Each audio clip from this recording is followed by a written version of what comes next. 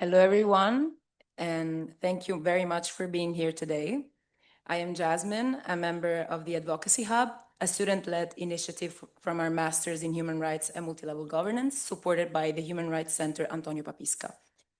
I have recently joined the Hub, and this is the first time I'm moderating, so I'm very happy to be here. First of all, I would like to extend my warmest thanks to our speakers today, both online and in person, who agreed to participate in this event to help us better understand what is going on in Sudan. Before we begin our conversation, allow me to briefly introduce them. Salma Abusamra is a Sudanese filmmaker and human rights advocate whose work focuses on justice, memory, and gender-based violence. Her documentary Survivors, which we will watch in a minute, has screened internationally, and she serves on the executive committee of the Sudanese Human Rights Monitor. Weam Shawgi is a feminist researcher and documenter focusing on oral history and the impact of militarization on Sudanese women's lives. Her work centers grassroots narratives and forms of resistance alongside practical efforts to support humanitarian responses during the war. Leila Belhadj Mohamed is a freelance journalist, editor, and podcaster with a focus on migration, human rights, and digital rights, particularly in relation to Africa and the Southeast Asian region. Greta Barbieri is an Italian midwife and humanitarian practitioner with experience in sexual and reproductive health and responses to sexual and gender-based violence in conflict settings. Since 2023, she has worked with Médecins Sans Frontières in Yemen and Sudan, most recently in Darfur. Before we begin, I would also like to express our gratitude to Mohamed Mustafa for making this all possible, to Professor De Perini for always supporting the Hub, and to the staff of the Human Rights Center for their continuous guidance.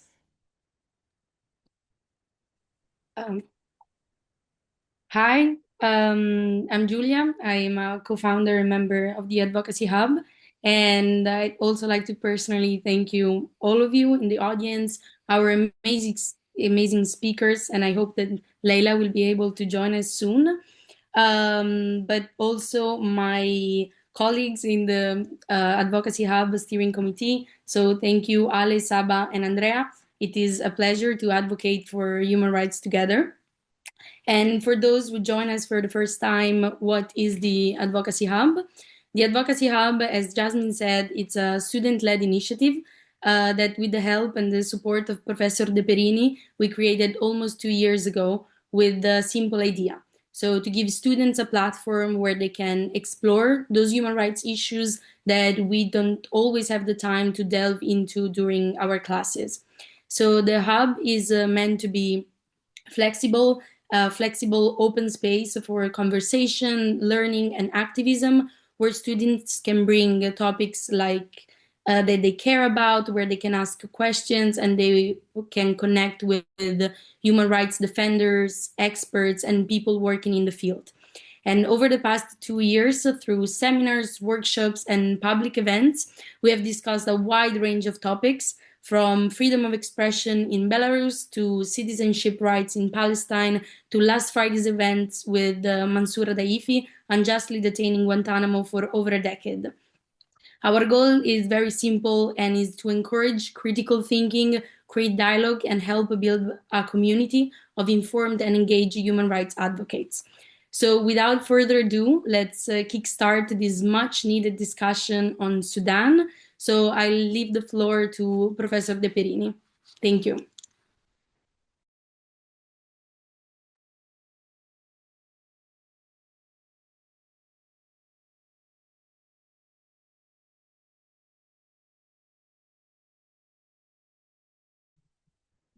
Can you hear me? Yeah, okay. Good evening, everyone. Welcome to the Human Rights Center, Antonio Papisca.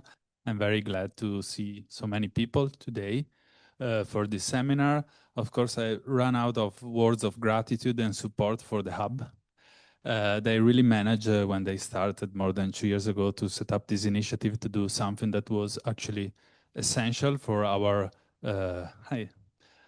human rights community here in Padova and around the Human Rights Center. So, and I'm also very happy that besides the funders of the initiatives who have either graduated or are maybe going to graduate soon, kidding, we have new, so Alessandra, Sabaeta, Julia, and wow, I have a Andrea, yes, she's in Brazil now, and I'm very happy to see that there is a new team of young students who want to participate. So I see Jasmine here moderating this event for the first time. On Friday we had Sarah and Sophia as well. So I'm very happy that there is sustainability for this event, because it's one of the most interesting things we have developed over the last few years here. So I'm also very happy and grateful that we have this event on Sudan. On the situation of Sudan. This is trouble land, of course, and at least since April 2023, it has been suffering a civil war with catastrophic consequences. We know about 12 million IDPs, internally displaced persons. We know that at least 150,000 people have been killed. There is accusation of genocide by the RSF. And as the UN, I think, is the largest humanitarian catastrophe in the world, and it's happening without us knowing or doing much. No, there is not such commitment, such an engagement by us. I mean, us in the West in particular. There was maybe a peak of attention when there was the conquer of El Fasher, what was the end of October, I guess. So we had pictures, some, even some news get the top of the. Some information at the top of the news in Italy as well, but now silence again. And it goes together with silence of many other important conflicts that are happening with catastrophic consequences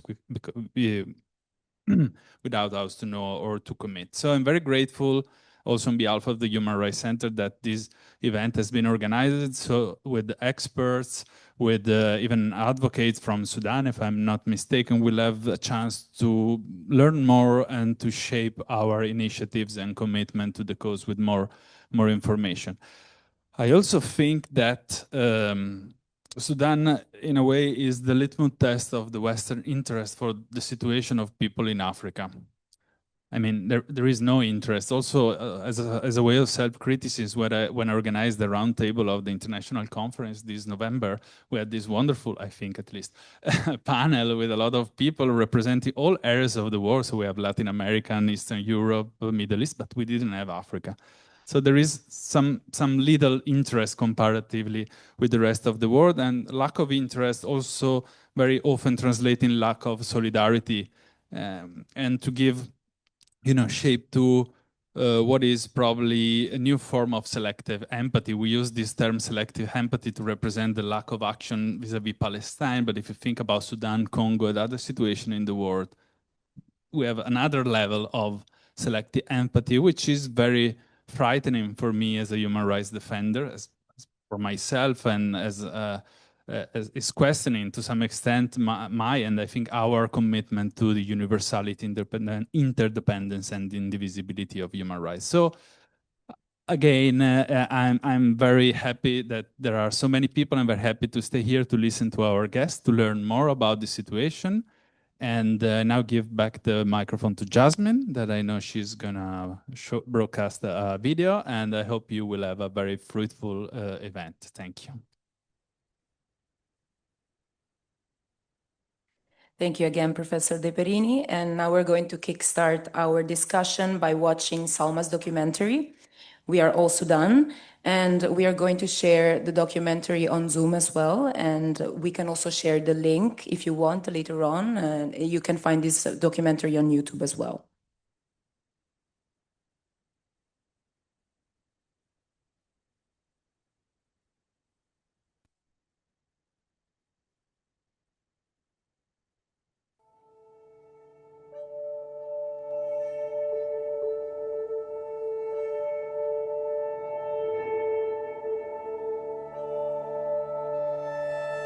أنا أعتقد إنه الصباح في السودان ما بيشبه الصباح في أي بلد تاني.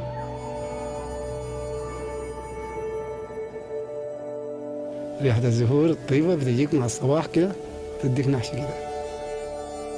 ريحة الخضرة مع النيل عنده الريحة براها كده، ريحة جميلة. الهواء ذاته اللي بنتنفسه في السودان ودين نحن يعني.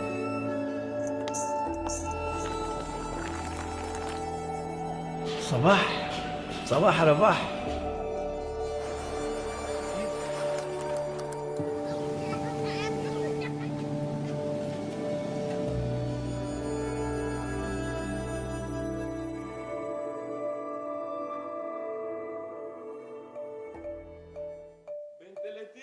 عندي كم؟ وبين 40 و 50 عندي كم؟ السودان بحبه كله من ناحية الخضرة والجمال وأهله، ما يكون فيه مشاكل، كل الناس يكون زي الإيد الواحد.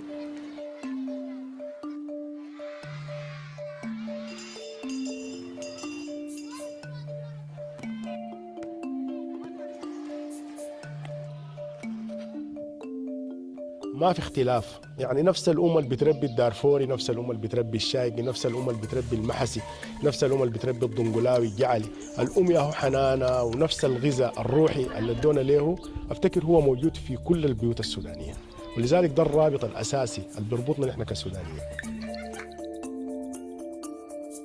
اي شعب السودان طبعا كريم كله، يعني كان مشيت في الجزيره، كان في الدنقله، كان ماشي انت ما بيعرفك تبع يقول لك اتفضل. عدا الخرطوم طبعا ما في زول بيقول لك اتفضل في الخرطوم لانه بيخاف منك.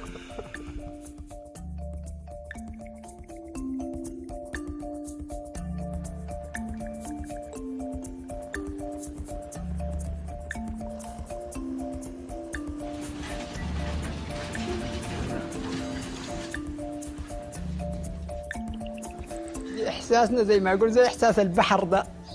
البحر ده زي ما شوف صافي كده، يعني نحن زيه صافين، ولما يكون زي ما أقول الموج ضارب زيه كده شوية مفرفشين.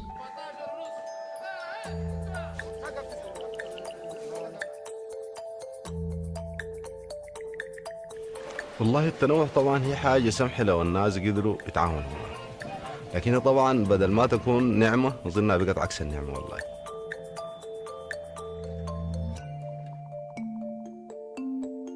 نعم في الدين قالوا خلقناكم شعوبا وقبائل لتعيشوا، لكن مش عشان نعمل تفرقة.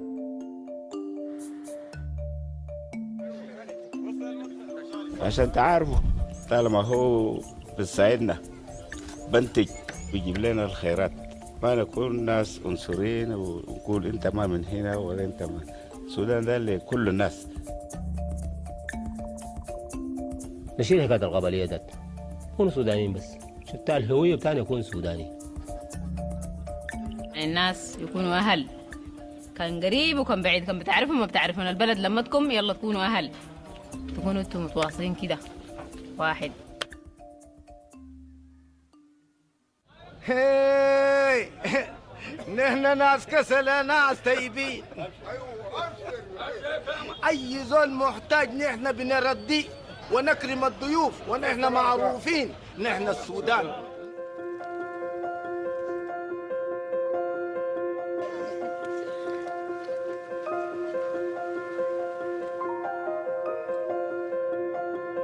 في الكرح يقفوا سوا وفي الفرح يقفوا سوا،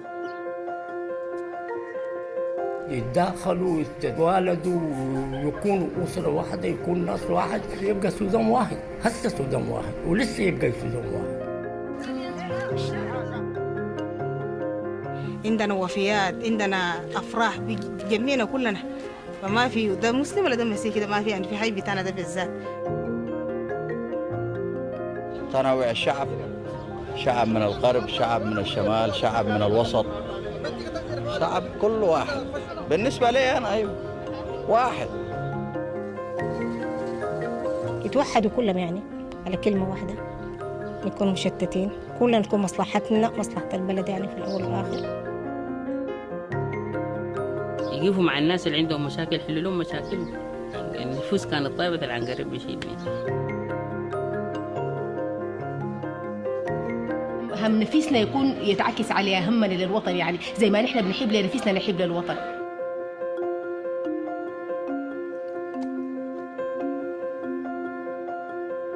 زي ما توحدنا وبقينا في يد واحدة نحن نقدر نعمل أي شيء دايرنا. إذا تفرغنا طبعا هتكسر باحات. من أنا صغير ادوني طموحات في القراية وقاعدين بدفع لي قروش كثيرة، لازم أشوف لهم حاجة كده، أتخرج أرفع راسهم فوق.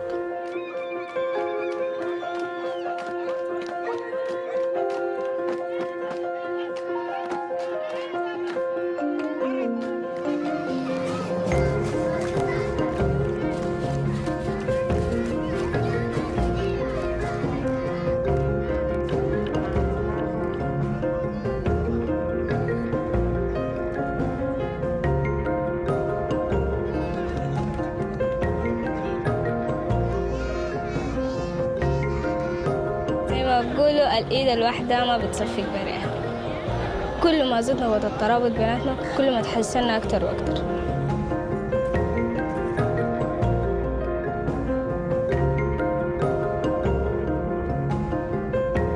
نتعلم نتعلم نعرف نعيش واحدة.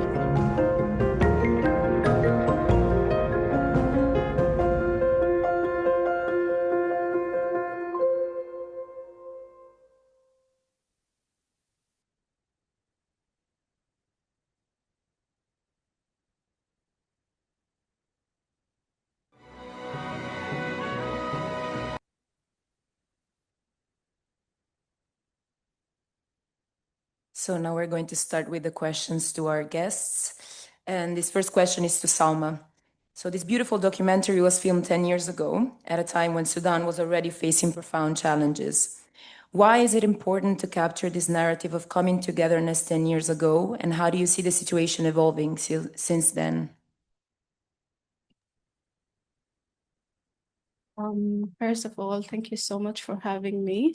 Thank you, the Advocacy Hub, and also the University of Padova for this unique opportunity, as we really, in Sudan, we're really starving to have like people talking about the situation. This is something very important for me, especially.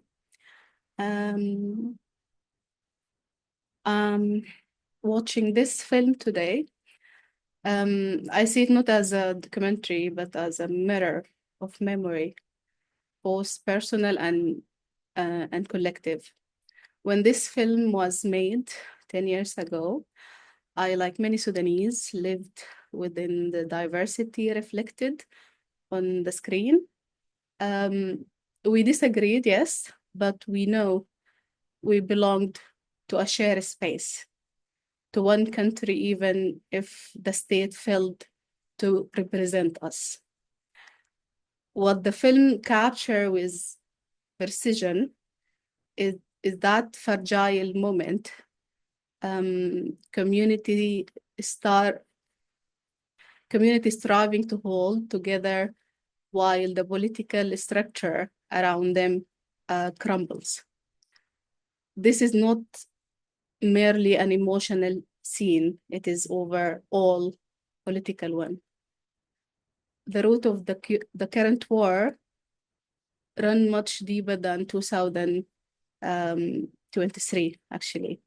They trace back to the funding of the modern Sudanese state under British colonial rule, when Sudanese were never asked, how do you want to live together in this country?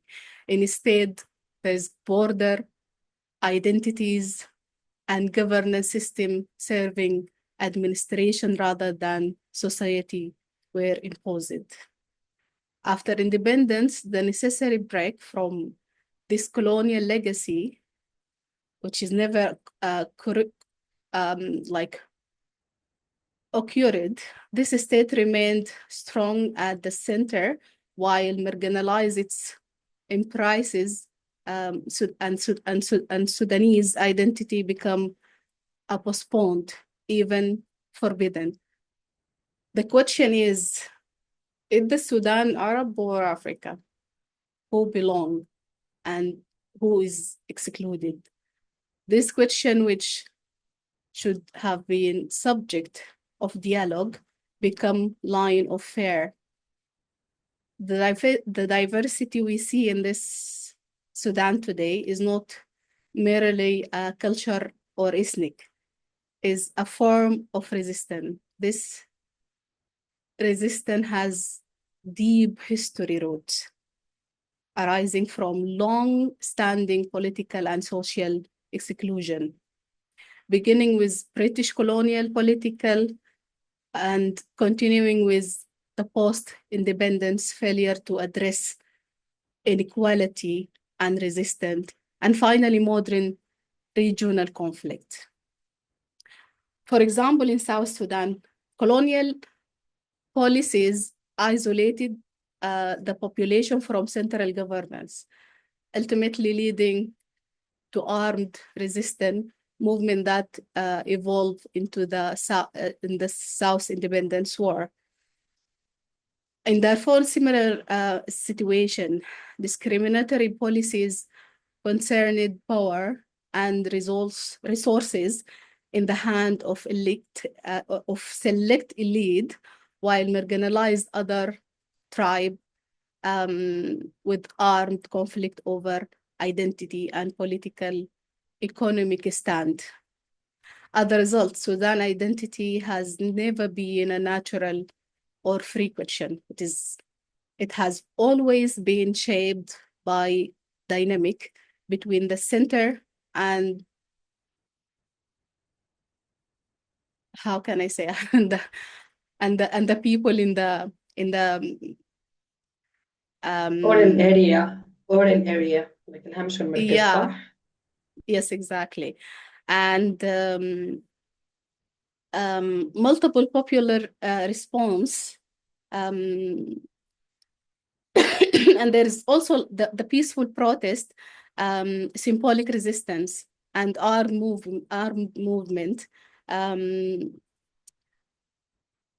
For example, if I wanted to talk about the revolution in 2018 December, while we are now in December, this is like the memorial of this like great revolution. The December 2018 revolution as a natural extension of these enduring struggles for an entire generation. It was a moment of reimagining Sudan, moment to feel, perhaps for the first time, especially for me, that the state could be reshaped and that citizens could actively participate in determination or determining their future.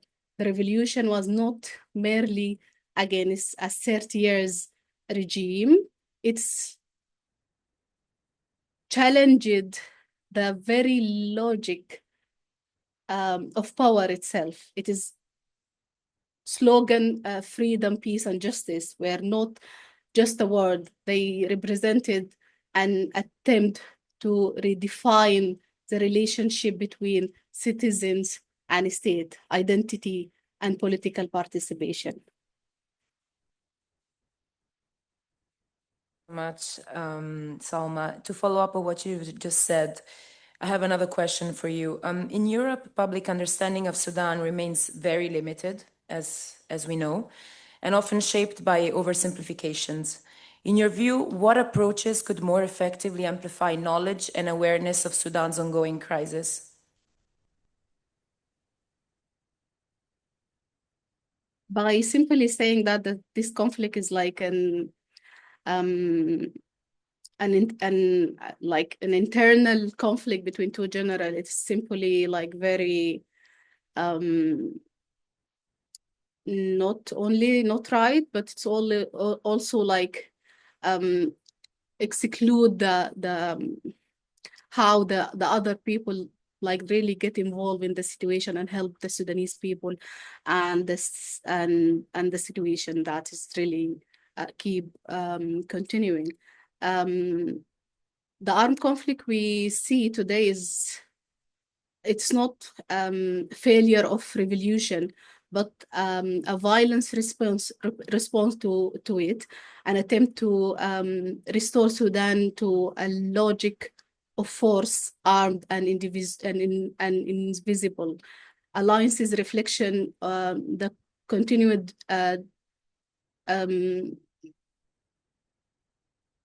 alliances and like attempt. What I really would like to say, it is really complex how the other people see the conflict that's happening in Sudan, especially in terms of how complicated the situation is, where there's like a lot of external player in this war, and also, of course, the internal greed of the armed people themselves, with all this like gaps and historical gaps. Um, I don't know if I understood your question like clearly, like you asking how the people could contribute to this. No, I was more so asking, what do you think, what different approach could help sensibilize and raise awareness in Europe, where this conflict is pretty much oversimplified, not understood, or not talked about enough, simply?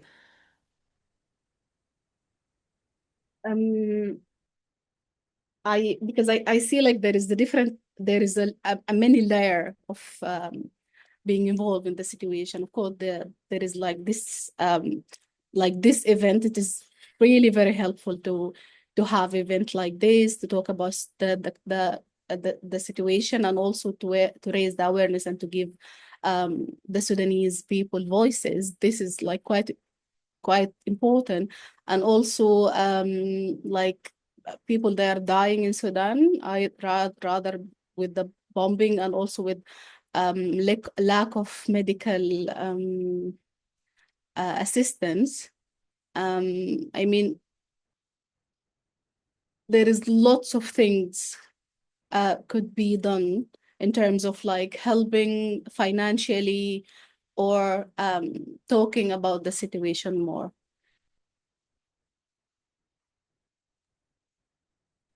Thank you, Salma.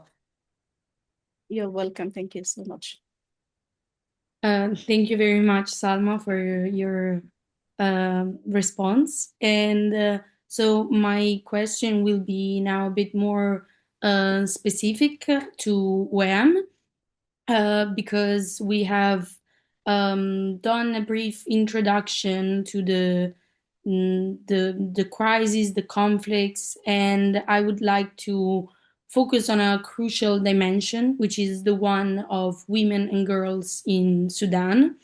And so this war, this conflict, has actually been described by UN Women as one of the worst humanitarian crises for women and girls, because they make up more than half of the 12 million people that are currently internally displaced. And they are deliberately targeted with different instances of gender-based violence and sexual violence as well. So our question to you, is how do Sudanese women, both in Sudan and in the diaspora, manage to carry forward resistance, despite being, of course, despite facing disproportionate challenges, and what strategies and what tools are being used to sustain and strengthen this activism? Thank you. Okay. Hi everyone. My signal is stable. Okay. You can hear me well, yeah? Yeah. Okay. Before I answer your question, I want to start with something you talk with Selma, but I want to start with we own the narrative as a Sudanese people. When Professor introduced what happened in Sudan, it's more complicated than call it just a civil war. It's not a civil war, it's a proxy war. And from that, we got to start how we shape the narrative and how people can help in the situation in Sudan.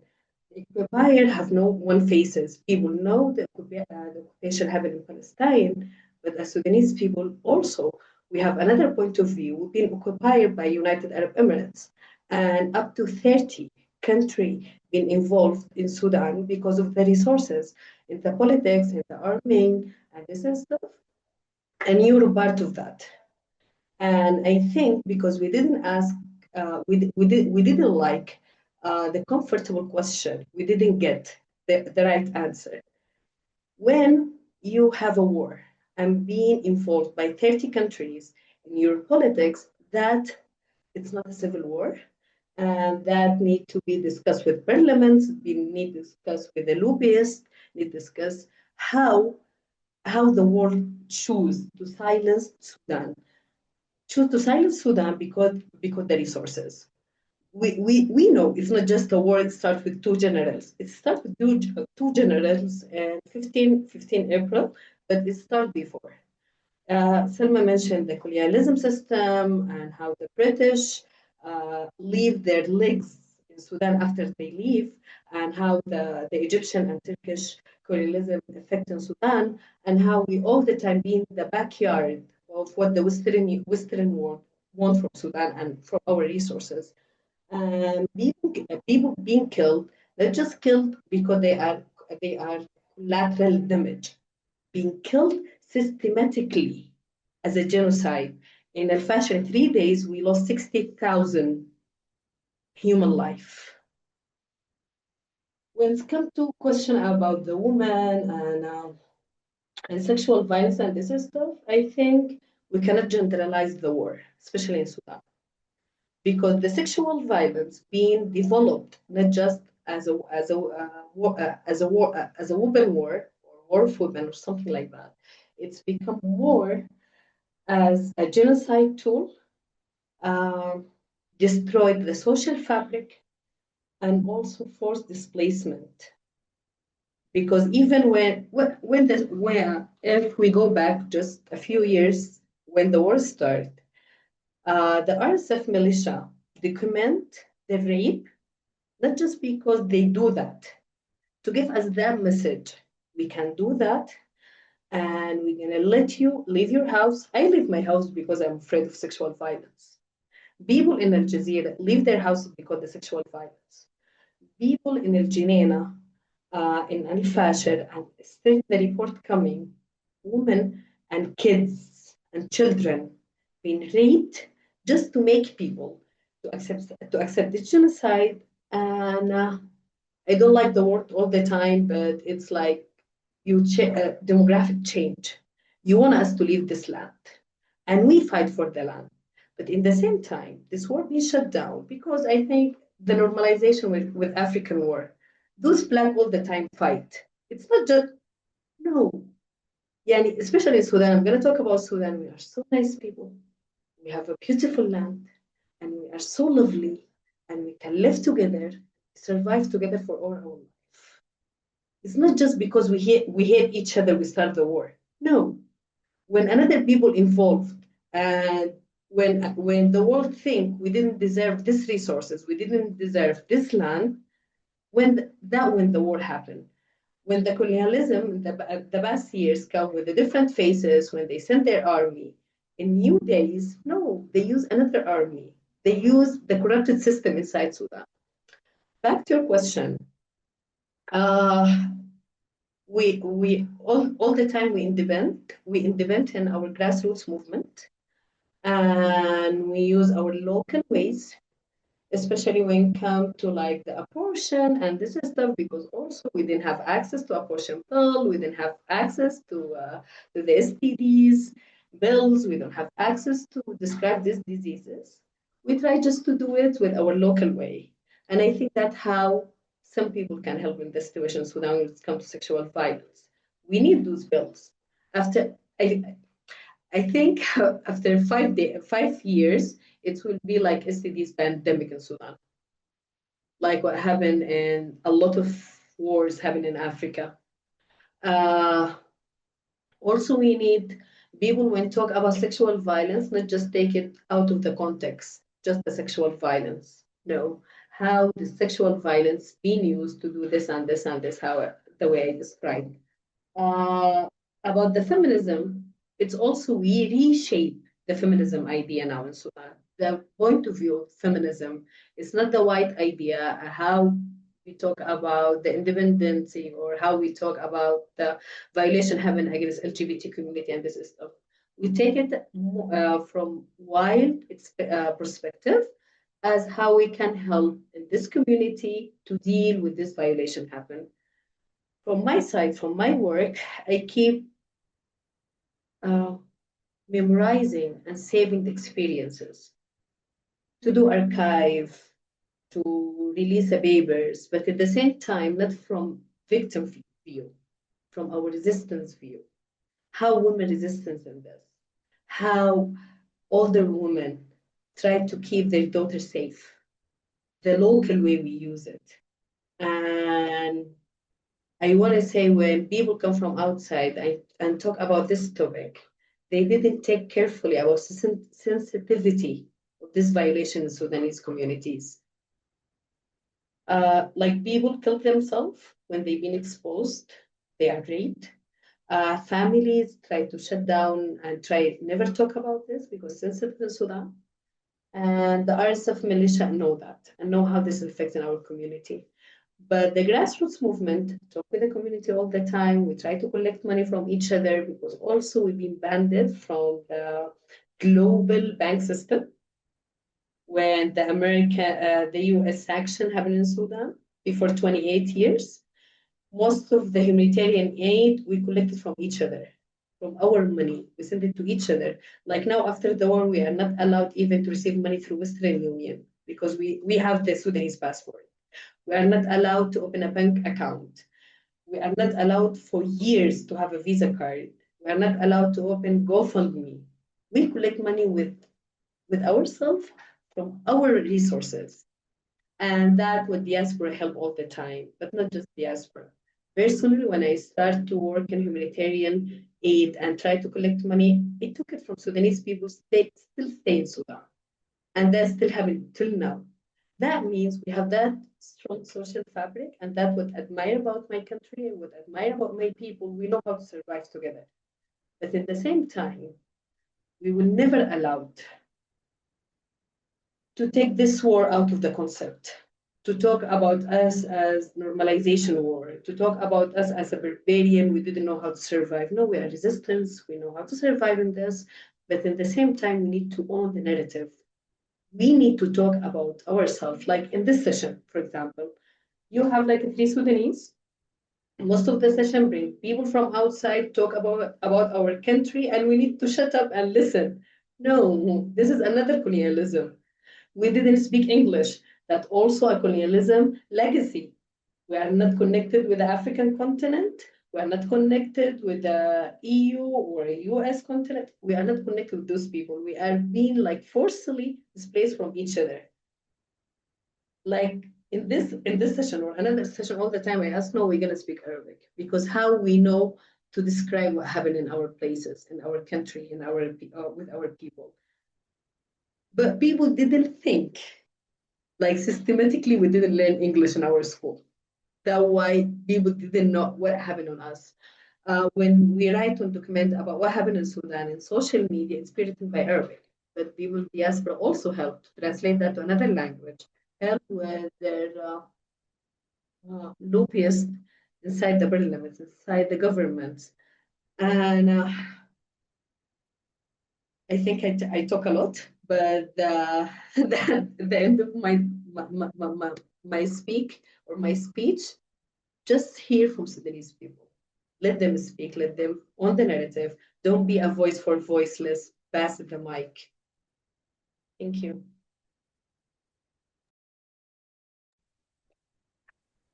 Thank you so much, Weam.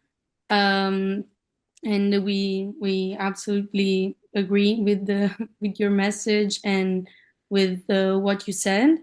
I'll give the mic back to Jasmine, who might be asking you another question because of some technical issues with another guest. So thank you, Weam, very much for your contributions. We agree, as Julia mentioned, that Sudanese people should speak for themselves. It is time. And so since we've had an issue with one of the speakers, I'm going to ask you another question. What do you think that we, as storytellers, activists, journalists, can build our narratives in a way that is more truthful and humane without falling in the so-called pornography of suffering, especially in a context like Sudan? Simply, people can follow the Sudanese activists who speak in Sudan, maybe in English, like Sarah Al-Hassan. I'm going to share her page. Sarah been talkative for 6 years now about the situation in Sudan. And all the time, she tried to be uncentralized, talk about what happened in Kordofan and Darfur. And also now I remember we need to mention the genocide happened in Al-Fashir, it's going to happen in Kordofan a few days later. Like people in Kadubli and Al-Dilij be under siege for 2 years, more than Al-Fashir, being under siege with the three parts, like the SAF, RSF, and SPLM. Also, the SPLM part with the RSF. And those places, yes, they're still under siege. From 3 days ago, they've been bombed. The hospital being bombed, the camp being bombed, and the UN mission places being bombed. Yesterday, 6 of peacekeepers from Pakistan and Bangladesh being killed in Kadugli with bombing from the RSF. And to know the narrative, yes, yani all the time I've been just recommend people to follow the Sudanese activist account who speak in English, because they can talk to other people, can describe, like Sarah Al-Hassan. She's one, I was trying to let her be participate in this session, but the different of time zone and this stuff. But yes, Sarah speak a lot about what happened. And it's hard to follow the news in Sudan because the language barrier, mostly this is the reason, the language barrier. And when I hear the news in Europe from another people, I'm being shocked all the time. Oh, this is not the narrative. This is not the narrative. As a researcher, we release a lot of papers. In Selma places, they release a lot of research, a lot of papers, a lot of tracking about humanitarian situation in Sudan, in English and Arabic also. But because, I'm sorry, but people are so lazy when it comes to Africa. So lazy. And it's harsh when Selma, she starts talking, we've been crying for people to listen and know what happened in Sudan for 2.5 years now. It's like unhuman because we've been begging about that. But finally, I have that exclusion. No, people, they are so lazy. People need to search more about what happened in Sudan. A lot of movies being released, a lot of articles being released, a lot of songs being released, a lot of theaters being released, and people talk about what happened in Sudan. Especially after the war, people being displaced to Egypt, Uganda, South Sudan, Chad, and a lot of documentaries come out of that places. And a lot of people been talking about how you are being treated as refugee in Libya, for example. In Libya, they treating us as an African because they also have that identity crisis between Arab and African. In Egypt, we've been fighting that racism also. In Tunisia, we've been fighting that racism also. And it's more easier, like in East Africa. But people release a lot of movies, subtitled to English. People talk, people speak. You just need a little bit of effort to follow what Sudanese people says. But I'm gonna share all the link about who people talk about that thing, and people can follow those account.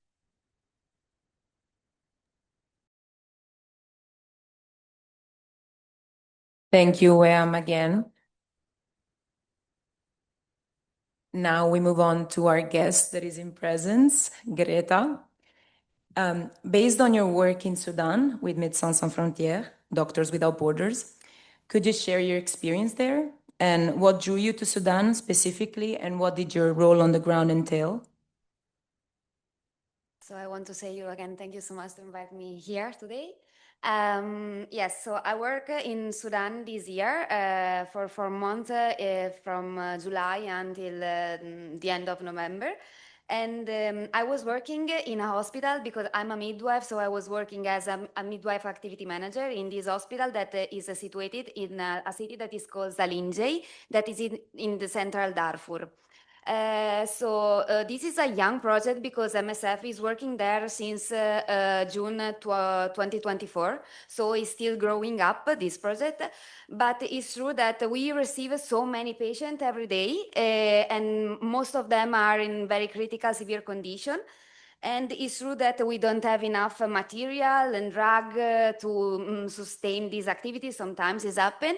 And even the human resource, because this is a rural area, and after the war, this is more a transit area. So there is a very high turnover of the human resource inside the hospital. And even the knowledge and the competence of the national staff is not so high. So means that we have to supervise, to help them every day, 24 hours per 7, even during the night. Even if we have a weekend, we were not doing our rest because we were constantly inside the hospital. So yeah, from this medical clinical part, it was a very high mission. But it's true also that there was not just this part, but there was also the part of the security that was very, very critical, and is still critical because the situation is decreasing. Is not going better because, for example, when I arrived, there was an armed attack inside the hospital after 3 weeks, and then we have to suspend our activities. MSF also was thinking of evacuate the project because it was a very high incident, an armed attack inside the hospital with one civilian that died and 4 injured people. But at the end, we arrived at a negotiation with the RSF forces because this part of the Darfur, or whatever, most of the Darfur is in charge of RSF now. So yeah, we arrive at this compromise, but according also with MSF principle, this is a very high compromise to have armed force that are protecting the hospital, okay, from our people. And then after there was, in September, in the same day, around the city, 3 drone attacked. And so means that we received so many gunshot wounds inside the yard. The yard was collapsing. All the medical staff has to run to the yard to help the colleague because it was very an intense day, this one, yeah. And then there was the cholera outbreak, so we have to run to build an emergency tent to treat those patients. And the cholera outbreak has been for 3 months, from August until the middle of October, so it was very hard, yeah, also this part. And after the cholera outbreak, there was the measles outbreak. And then at the end of October, RSF took El Fasher. And then after 1 week, we received another drone attack. So this was a very high and intense and stressful mission because from the medical part, but also from the security part, because yeah, you cannot relax yourself. You have to be all the time in alert because maybe they are calling you during the night for treat some patient, or maybe also because the gunshot. You can hear the gunshot every time during the day and also during the night, and we were so scared because sometimes also the straight bullet could enter inside the house or inside the hospital, and this is happened. So yeah, this was the situation. And given your background and your specialization, how does MSF confront the heightened risks of gender-based violence that disproportionately affect women and girls during this crisis? And what strategies are used to provide protection and support? Okay, so I was working as midwife activity manager, so I was in charge of all the sexual reproductive healthcare activities. So I was in charge of the obstetric and gynecological department, but also the sexual violence activity. That was one of the highest priority of my work there. When I arrived, we start to analyze our data because it's true that, yeah, according to what I told you that the person is young. So also the service that we are providing for sexual violence survivors inside the hospital is still growing, but we analyze our data and we understood that our data were not reflecting very well how this phenomenon is spread, no? In Darfur. So we understand that we need to start to consider what kind of challenge, what are the barriers, what are the challenges, and maybe also to start to consider to decentralize our model, because sometimes people, the survivors, doesn't want to come inside the hospital because they are so scared that confidentiality inside the hospital, but also in the community, is not respected. And also are so scared to be stigmatized because, for example, if you are sexual violence survivors, maybe your family could ask you to marry your perpetrator, and if you deny to do, or you don't want to do this, maybe they could also kill you. And or for example, if you are married with someone and you remain pregnant of your perpetrator, you will start to search to interrupt the pregnancy. But it's true also that in Sudan, abortion is not allowed. So, and even if in our service we are offering safe abortion, they are trying to search other methods that are unsafe methods with a traditional healer. And so we receive again a lot of patients that were already in very severe condition with already sepsis, a very high infection, and some of them also died because arrived already in a very severe situation, and we have not all the materials that we could have here to help them to survive, and they are going the situation was deteriorating very fast. So at the same time, we decided that to try to overpass all this barrier, to decentralize our model of care. And so we started to think about a community-based model. So start to organize, decentralize the services. So move to the community and organize like something like a little health facility with a focal point inside the community that could treat this case. Instead to come also to the hospital. Even also because we have to consider that most of the time the victims, the perpetrator of sexual violence are militaries, and sometimes the patient doesn't want to come because now that our hospital is controlled a little bit by the military force, by the RSF. Maybe sometimes they are scared to come also because maybe the perpetrator could be there. And also sometimes they have some problem because there are a lot of, for sure, are pure people, and sometimes they are living so far, and also there is a lack of transportation, or the transportation are so expensive. So yeah, the problem is for sure the risk of stigmatization, and also because sometimes the community could, if they will know that you are a victim of sexual violence, they will point the finger in front of you and say that it was your fault if you are a victim of a survivor of sexual violence. And another thing that we discover is for sure also that there is a lack of knowledge and awareness of what sexual violence is and of the consequence of sexual violence. Yeah. Thank you so much, Greta, for your insights. Thank you. Thank you again, Greta. And we have one last question before going into the Q&A session. Either Salma or Weam feel free to reply.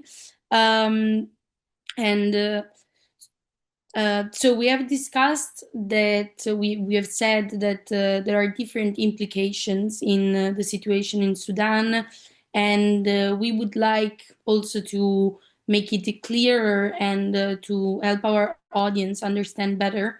Maybe delve a bit more into not only the real causes and the impacts of this conflict, but also, since we've talked about outside influence from other countries like the UAE and others, how do they contribute to silencing the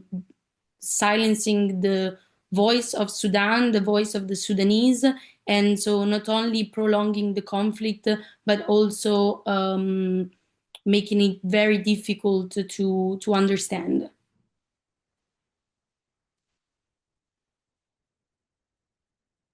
And also thank you, Weam, for all the links and very useful accounts that you're sending in the chat. We'll, of course, make sure to share them with our audience and on our Instagram account. So, yeah, either I want to ask Salma if she want to reply for this question, or should I? If Salma wants too. She's more than welcome to. It connects a Go bit. on first, and then I can Okay. comment. I think because United Arab Emirates have an access to the most of platforms, especially in EU, like the meeting happened in Geneva about the humanitarian situation. They own the narrative and they start talking about it just a war happened because of Muslim brother. And this is a propaganda, especially after 7th of October. We know we have that problem in Sudan. We know we have that Muslim regime in Sudan, but not United Arab Emirates going to solve this one. And also, sorry, no way. Okay. And the situation now with United Arab Emirates and Sudan, the same what happened in Yemen before 12 years. And now they are celebrating to have two governments, two countries. Now that happened in Yemen. And we can find forces from United Arab Emirates and Saudi Arabia run that places near to the boards, And United Arab Emirates now, when they talk about its Muslim brother, as I said, it's a propaganda after 7th of October. We know we have that problem with Muslim brother, but not United Arab Emirates will solve that because United Arab Emirates support the Muslim brother in Sudan. United Arab Emirates and Qatar support the Muslim brother in Sudan for a long time ago. But this is like how you put the poison in honey when they talk about its Muslim brother war. No, this is occupation and happened by you to control the resources, and you use the RSF the way you use the RSF in Yemen, the same way. I say the situation happened in Geneva when before 2 weeks when they talk in Canada Parliament, the propagandist from United Arab Emirates, Amjad Taha, when he started to own the narrative about Sudan and talk about that. I think the EU, the USA, they need to stop. Let Emirat to talk about what happened in Sudan, and they stop just put sanction on the RSF and the SAF. In the same time, when the bigger evil is there, United Arab Emirates did that. But when you put sanction on the RSF member or on the SAF member, you are not solving nothing. It's just like you play the game, who's gonna win this war, and you give it more time because we are just a numbers, and you're gonna wait who win this battle and who wanna control the security of the Red Sea. And this is like the bigger fight between the Saudi Arabia and the US, and in another part in Russia and United Arab Emirates and Israel, and this is stuff. That's why I never say it's a civil war. It's bigger than that. Yeah. So please, if you want to add something. I would like to add like a small thing since we're here. I wanted to talk about the EU actually. My example of the EU as an external intervention is the European Union, especially in its immigration and border control policies. Since the onset of the major migration follow across North Africa to Europe, the EU has sought to secure its border by supporting government and key actors in conflict affected areas, including Sudan. Report indicate that certain militias, notably the Rapid Support Forces, RSF, received limited financial aid, training programs, equipment, and security consultation aimed at border control and migration management. Through this support was not necessarily directed a direct fund for conflict. It's enhanced the RSF capacity to dominate border region, and this is also like how the EU work with the rapid support forces to empower them through this period. And of course, I'm not like taking the responsibility of the staff, as they are the one who's really governed Sudan at that time, but they allow this to happen to empower those a group. In order to allow them to be like very powerful, so they can take out the government. And also how the EU work in a way that they really support like a side and then like align with the other side, and also how they also manage to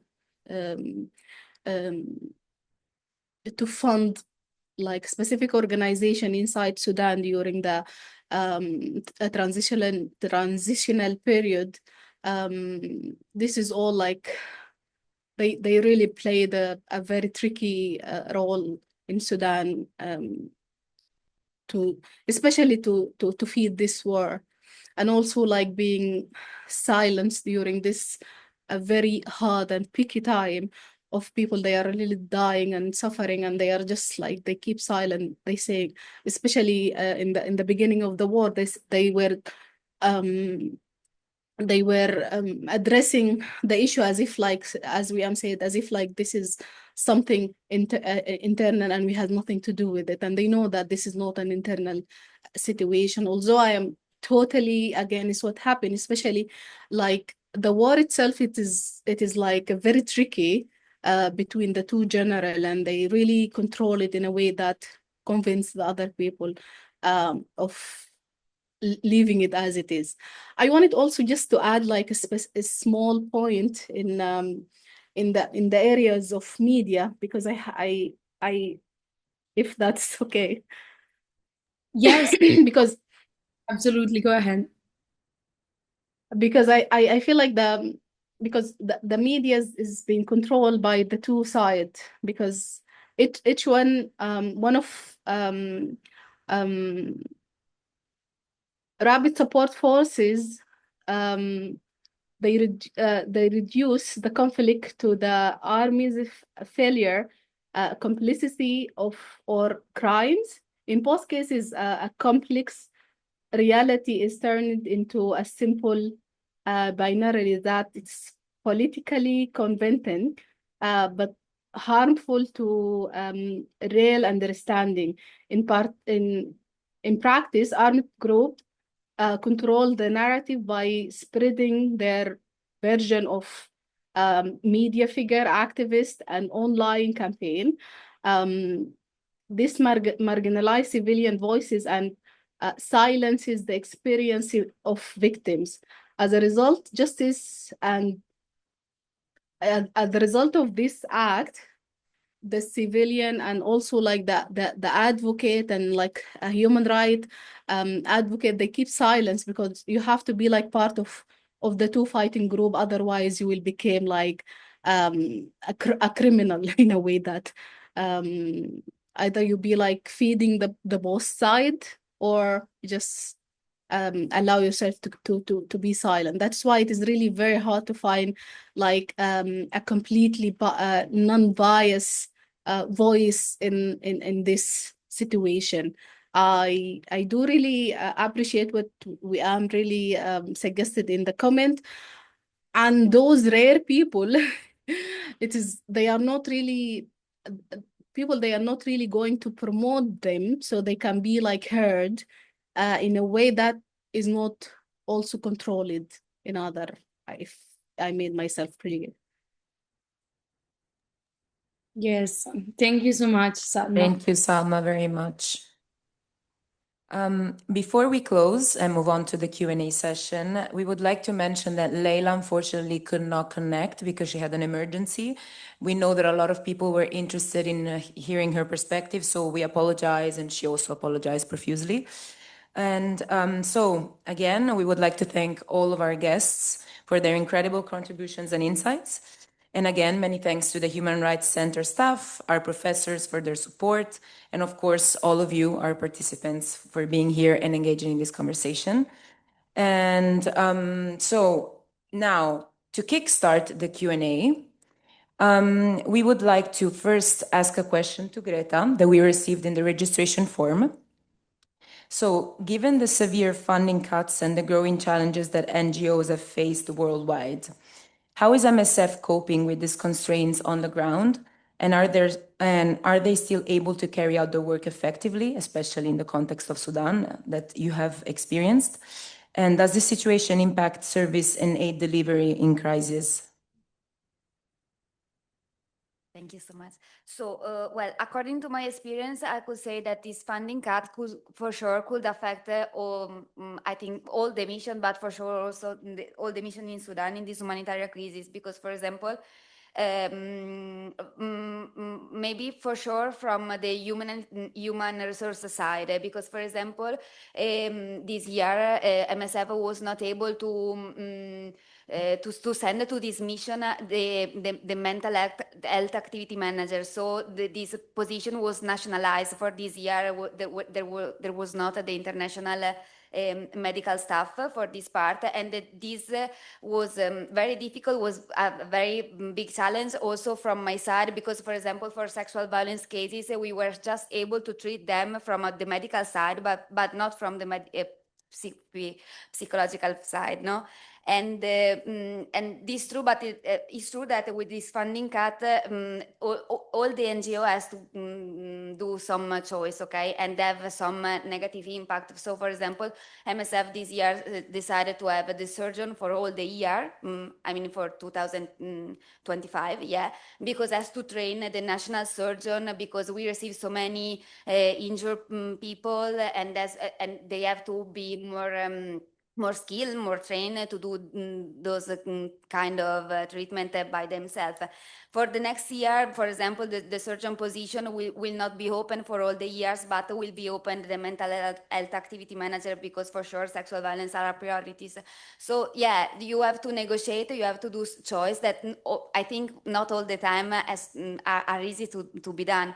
But not I could see these things also with the other NGO, because, for example, most of all with sexual violence, we start to collaborate very hard together, and to try to find a referral pathway together.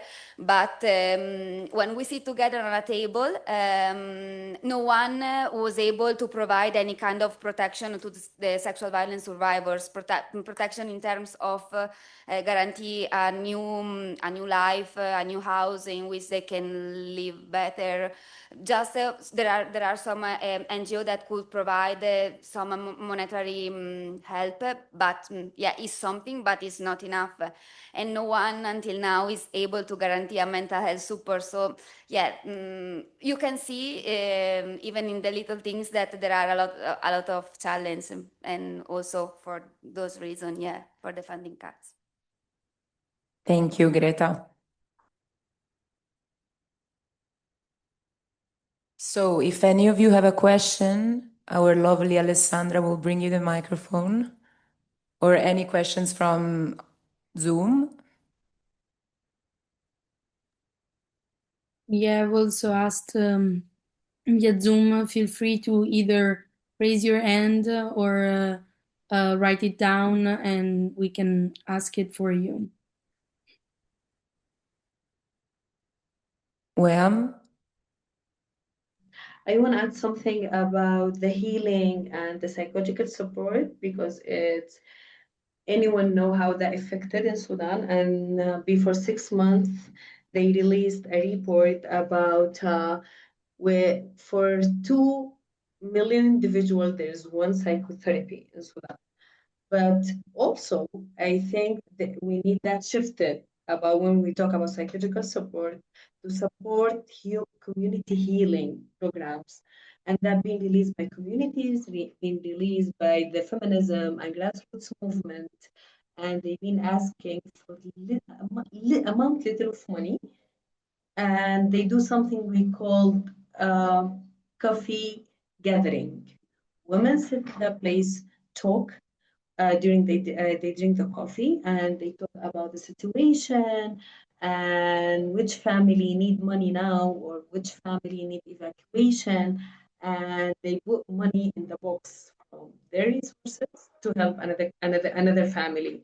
Um, like personally, not personally as a Weam, but in our organization and with another organization, we try to fundraising that money to support the community healing.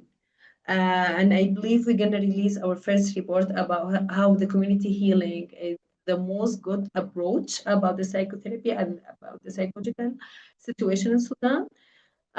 Like another way when they cut the funds, because I'm also the one who hate funds all the time, because I think funds all the time come with the agenda without being sensitive to what the community need. But the community healing, the community support, more effective, more work, more accessible, and the Sudanese people can accept that, especially in this time, and also with the security issues. Being in the field of the war and being surrounded by all this militarization, anything coming from outside is going to be like a threat. Why you take money from outside, what you are doing with the outside, are you working with the UNs and this and stuff. But the community and the grassroots people, they find this way, and we saw it, and we've been tracking for a year and a half now, and it's more accessible. Thank you. Thank you, Weam, for your contribution. Are there any questions? Okay, if there are none, I will ask something very quickly. I would say very practical. Hi, I'm Alessandra, and I'm a human rights student. And I wanted just to say I'm part of the hub, so I wanted to reassure Weam that we will share with everybody here all of the information you're kindly writing in the chat. With everyone here and also with other students, if we may, also through the professor, if we may, and we will also post about this and about like our intention into organizing this event was actually literally trying to understand more because of what we have mentioned, what you have mentioned, that this situation, these multifaceted crisis and conflict and genocidal crisis is actually very, very much silenced because of its complexity, because of the interest, because of the natural resources that are trying to be taken from Sudan. And as a human rights activist, as a human rights student, I often find myself like trying to look for the tools and for the right words to communicate about such crisis, or to understand more and to use the proper language and the proper means to advocate in the right way. Do you have, because I guess that the 95% of the people here are human rights students or similar. Do you have any, I would say, like somehow, not help, but like some advice, some pieces of advice that you would give us to better advocate for Sudan? Thank you. And the question is open to the three of you. I don't know, share your time. Thank you.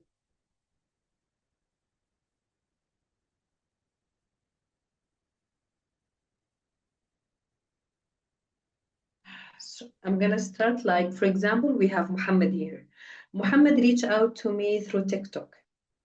When I posted in Arabic, I speak in Arabic, and he was saying, okay, this is a place, and maybe if you can have a list of Sudanese activists can talk about it, this is a way, because there are a lot of Sudanese outside, can connect a group of people with another activist. This is a way. Also, the most link I posted here, the most links I independent to my work, because also now I'm outside of Sudan. I'm gonna keep share that. I can commit it to share the updates every month if we have a mailing list or something. Yeah, this is the way I know now. But also me, I'm been learning what to do. Like I just learned English to talk about the situation, but I never said in English, but I'm trying to do this just to talk and say, okay, this is another narrative about this stuff. But yeah, connection. Ask Sudanese people, what happened? Do you know another people? But we need also to be so careful, especially in Europe, because you have all parties in Europe. But most of the people who talk without agenda talk about just the situation, the political or the humanitarian situation, who's the activist online. Most of them, they don't have rule, but most of them, the one I posted, they are outside of Sudan. Some of them in Europe, some of them in US, and they have access to talk. Yeah, I'm gonna share. I can commit myself to do this. But yeah, Salma, what do you think? I think we are here also, of course, to help. And I live in Berlin, so I'm always like invited to a lots of gathering and film screening. I also like participate during like panels. And we would love to talk about Sudan and to contribute to what's happening. And also Lean wanted to say hi, and also she is willing to contribute to the situation. Say hi. Yeah, I think we all would love to have opportunities and of course support. This is what Sudanese people need mainly. I want to add final thing because we closed or something. The final link, I'm going to post it. It's a so beautiful song from Sudan. It's been filmed during the revolution because I don't like just to talk about Sudan as war. It's a rich place, full of identities, full of language, full of beauty, called أرض الخير أفريقيا مكاني. It's a subtitle, but you can feel the music. You can see the scenes from around, from all Sudan. There is another question. Yes. Thank you. Thank you very much to all the panelists today for sharing with us what you are doing. I think it's incredible. And I have two questions. One is both have to do with this outreach to the community.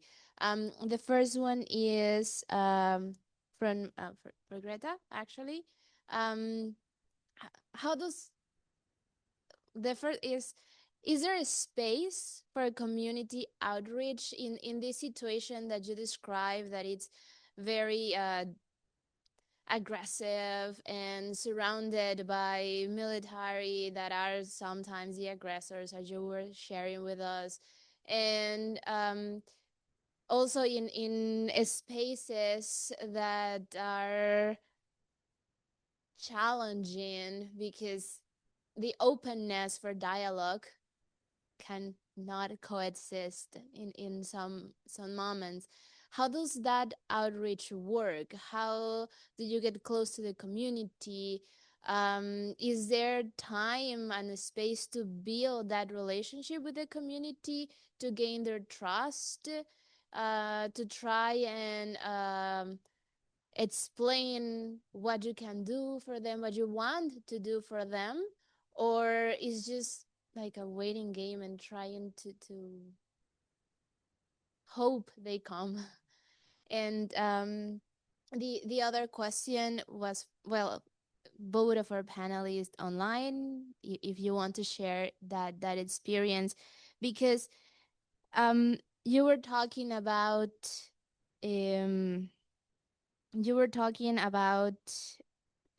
oral history, about recording and making registries, both in filmmaking and creating archives. How do you approach, how can we approach these communities that are so damaged and hurt, and ask them to talk about it? To share that experience, and what's a little bit of the methodology that we could follow, or that we should follow in these cases, in order to make sure those experiences are not lost and are preserved in a way. That's fine.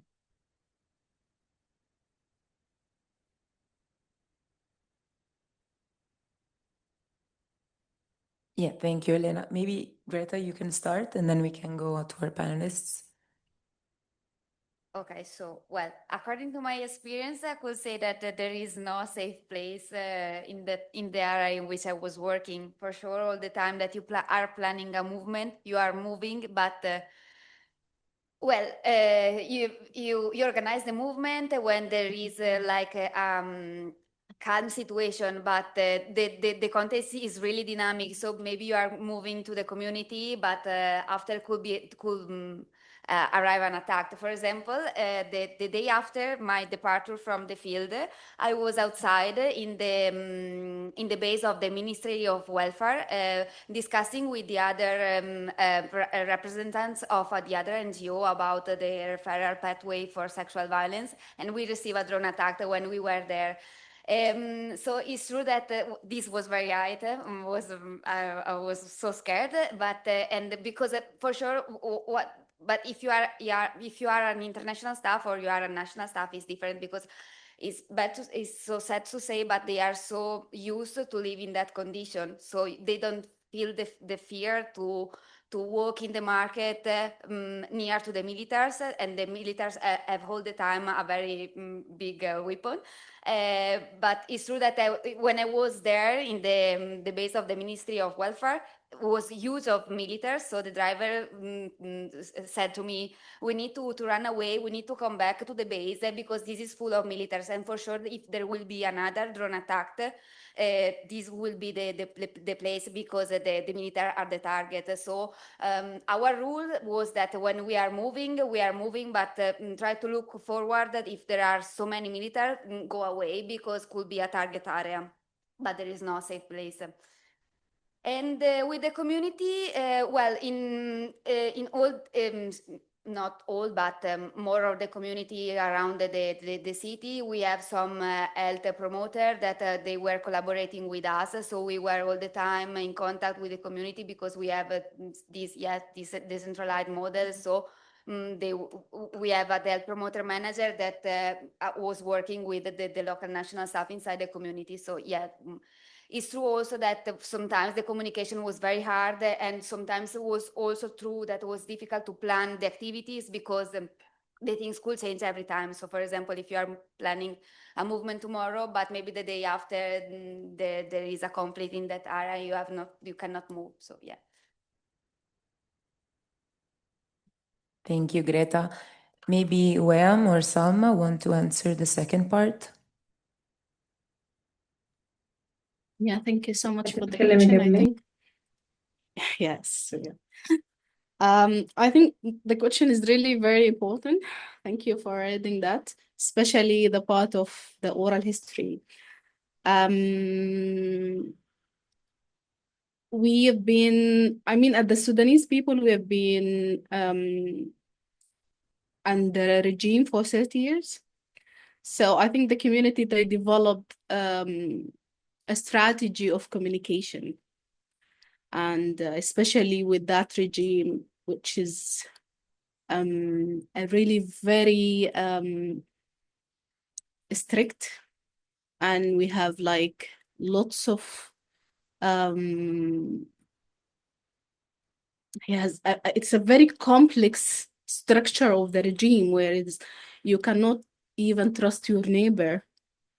This was really very policy, and we have this like what is called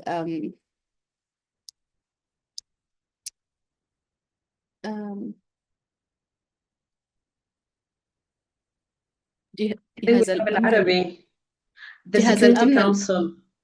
The Security Council, where it's like they was spying in every person in his family, at least. So me personally, with the filmmaking process, and also because I am part of a lot of organization working with the community, especially in Darfur areas. I am speaking before the war, the current war, because there was like a war in Darfur before in 2002, started in 2001, and like the peak in 2003. So there was also like there were a war in Darfur before this current one. the community connecting in, like Weam, she was mentioning one example of like women gathering around coffee, which is this simple act of community gathering. It became like political and also a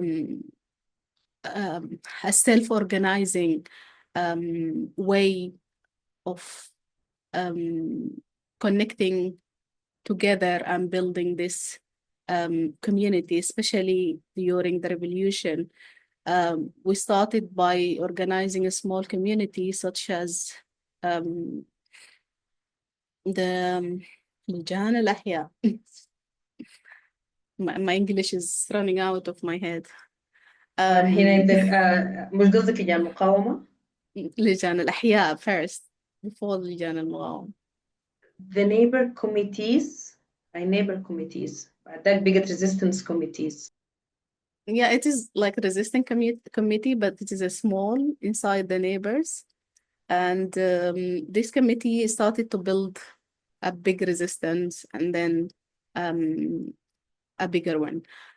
And in my experience, I believe the way we are trusting each other, and also like it is easy to communicate with the Sudanese local, especially in rural areas. They are easy to deal with you more than the sophisticated people in the center. I mean, like the film said, that it is easy to communicate with whatever in all the state except for Khartoum, whereas the people, they are more sophisticated. And I think also what I find it really very beautiful, it is also not a very unique way of documenting the history, because Sudan is always like depending on the oral history, which is not really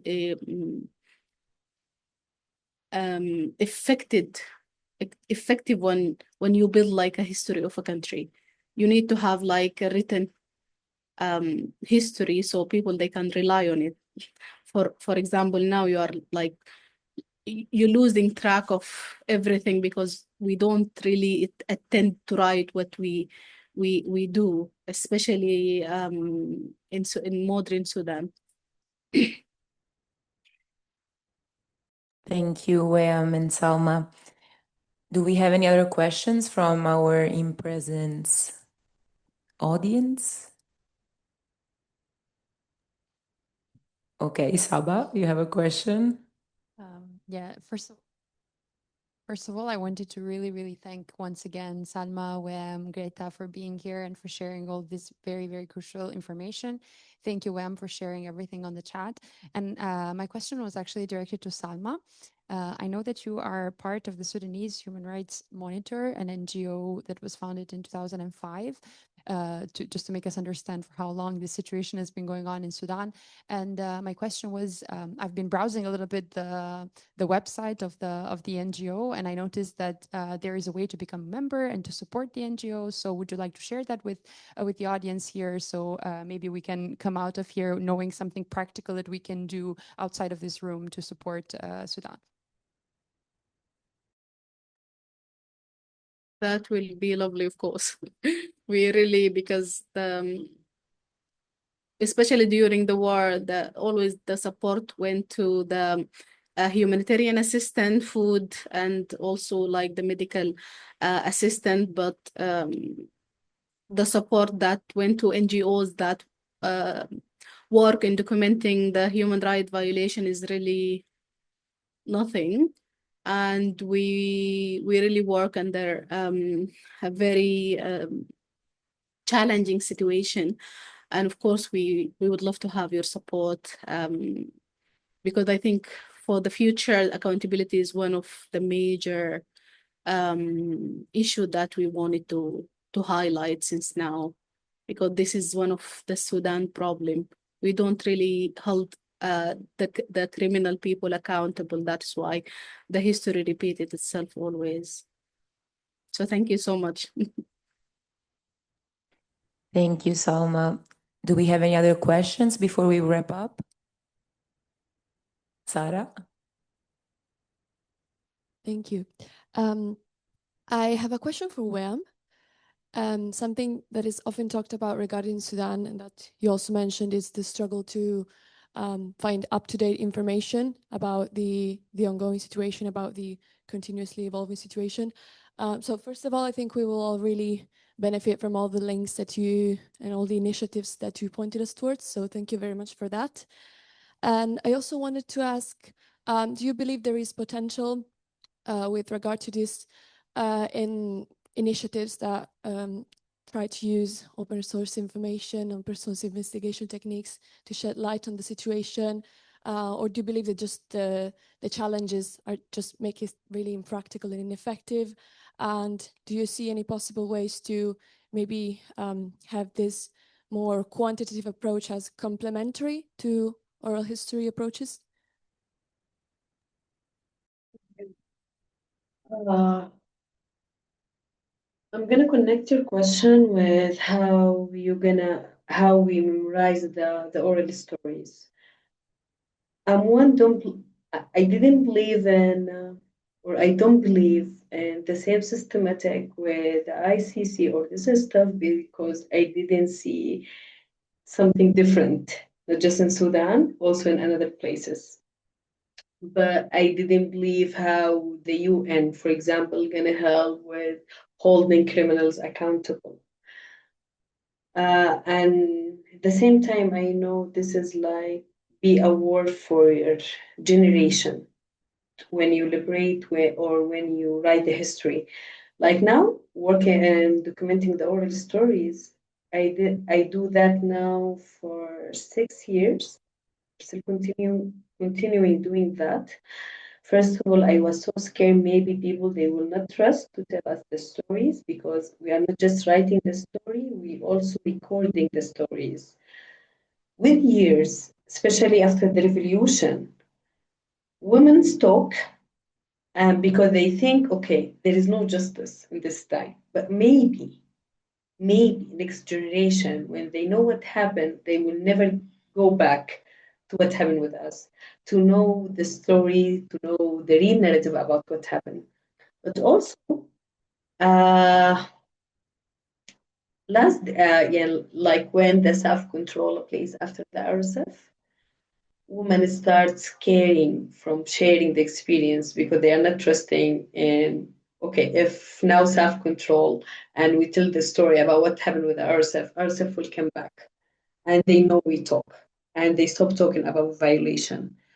Also with the documentation, we cannot make photos or videos or this stuff because we saw it when the RSF came back and control another places. They kill people who show up in videos and talk about how they are so happy with this liberation with SAF and this stuff. But for your question, I don't believe there is accountability will happen. The same countries who now against the SAF or against al-Bashir regime, the Islamic regime, or against the military regime, they used to supporting them. And that will change how the politics work. But the thing I believe in the people. I believe in our memory. I believe to writing the history. But justice, democracy, and this is stuff I still debating with myself. How this law? What's mean of democracy? What's meaning of accountability? I think we're gonna have a new meaning for that. When we read the history, when we read about liberation, when we read about what happened, not just in Sudan.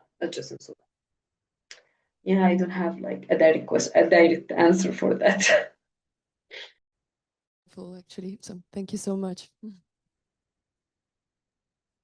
Thank you, Weam. So before we wrap up, we are going to play a song that was shared by Weam in the chat.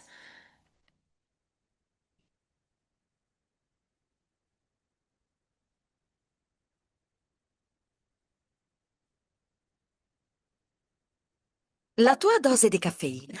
In arrivo domani con Amazon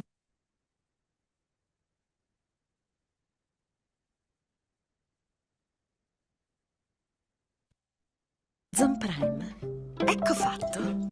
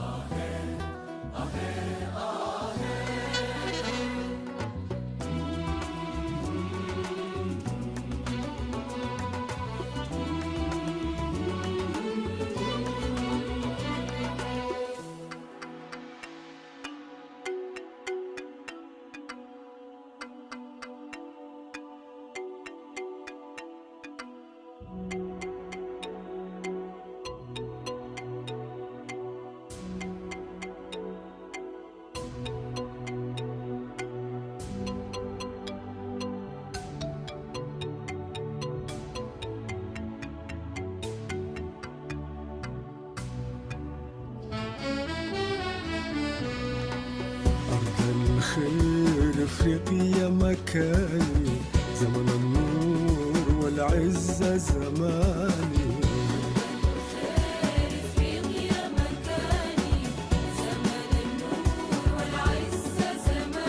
أرض الخير افريقيا مكاني، زمن النور والعزة زماني.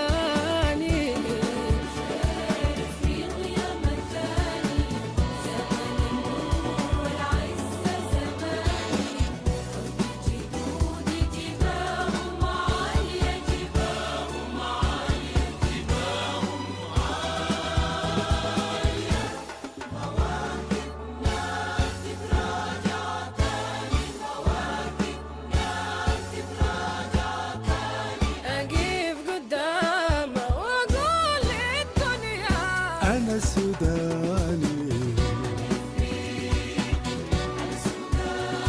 أفريقاوي نيني. أنا سوداني، أفريقاوي نيني. أنا سوداني.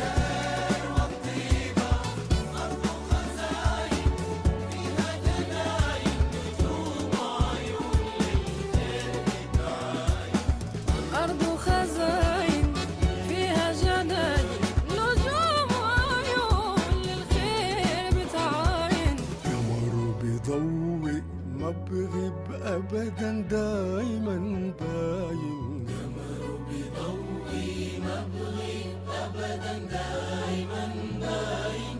قمر بيضوي ما بغيب أبدا، دايما باين.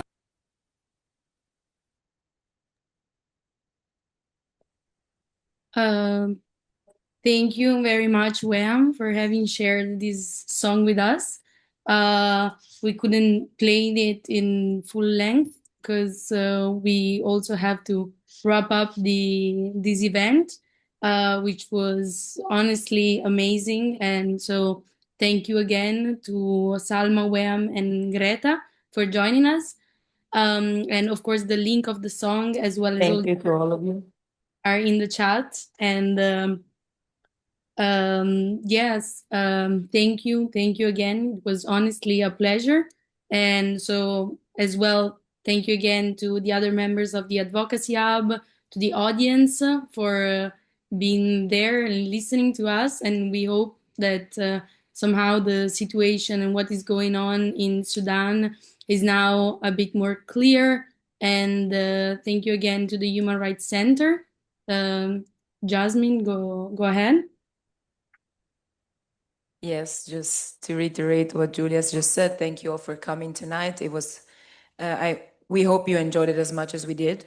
And if you have any questions about today's event, you can contact us. We're going to send all of the links that Weam is sharing in the chat and you have not been able to consult yet. And if you're a human rights student and you're interested in joining the hub, don't hesitate to reach out. You can talk to either me or any of my lovely colleagues. Well, let's call you colleagues. And so, yeah, we'd love to have you on board. So thank you again for coming.